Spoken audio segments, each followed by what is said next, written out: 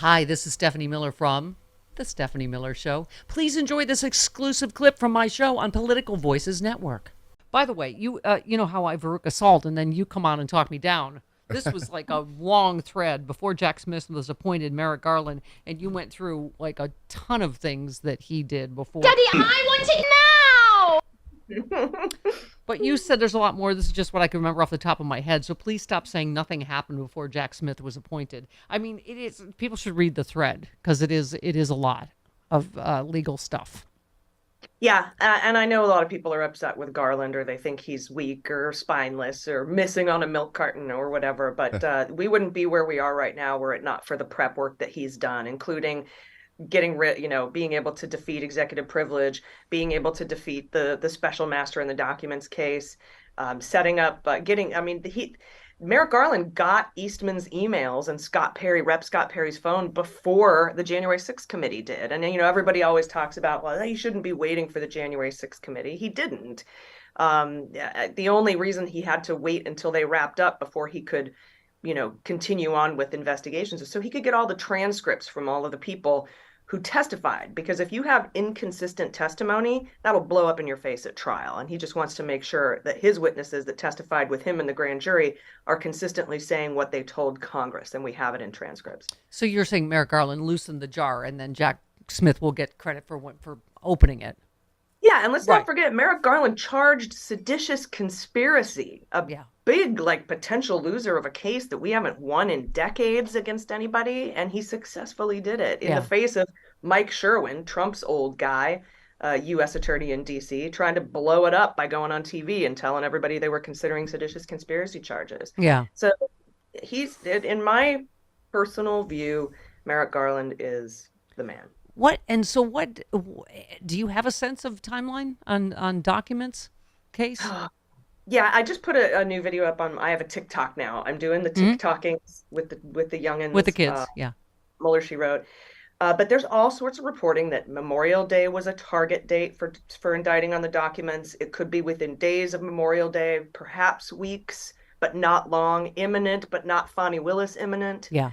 But we all have to remember that things can change at any moment, like they did with Fani Willis. She said in January they were imminent, but then she got 8 new cooperators and had to bring them all into the grand jury. If all of a sudden in the documents case, Walt Nauta, for example, breaks down and decides he wants to cooperate, that could push things back a little bit. So he could get his testimony documented. Interesting. Ironically, sometimes strengthening the case makes it take longer. I mean, more evidence makes it take longer, not less time, which, by the way, I loved your tweet. You said, I wish I had the energy to find all the people who didn't believe me about Tara Reade and laugh at each of them personally.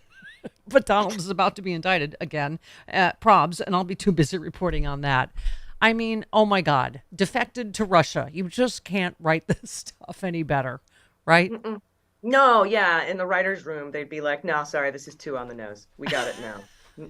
Redo it. Yeah. It's not going to test well in the focus group. Yeah, exactly. On the debt limit, you said that Republicans keep howling about how the budget deal will saddle their kids with debt. Apart from them not knowing what they're talking about, is that why they're trying to repeal child labor laws? I mean, I got to say, they got Dark Brandon. I know we didn't get everything we wanted, but they got Dark Brandon. They really did. Yeah. I mean, they are in complete disarray. They are. And I'm calling it the Dark Brandon budget because we expanded SNAP. He didn't touch Medicare. He didn't touch the student loan program. Didn't touch Medicaid. Didn't touch Social Security. Didn't touch the VA. Didn't touch, without control of the House, right? Yes. Yeah. And we don't have to worry about the debt ceiling until 2025. So I don't understand. It's fun to watch the Republicans try to say that they've won this one, but they have not. Yeah. Oh, wait, just listen. Give me 19 again. Okay. This is Kevin McCarthy. Oh, I swear to God, Allison Gill, we did not speed up this tape. This is Kevin McCarthy. Go ahead. Here we go. Yeah, 19. So this is great. I think it's wonderful that they voted for it because they are now on record. So they can't sit there and yell, this isn't good. So I'll bring something back tomorrow. Let's get the rest of the IRS agents. Let's get the rest of the work requirements. Let's cut more because we are in a big debt. This is fabulous. This is one of the best.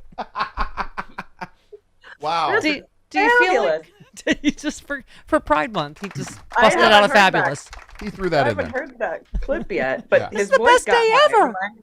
Republicans say they won't cut Social Security, Medicare, or Medicaid. But can honest, hard-working middle-class Americans really believe what these politicians say?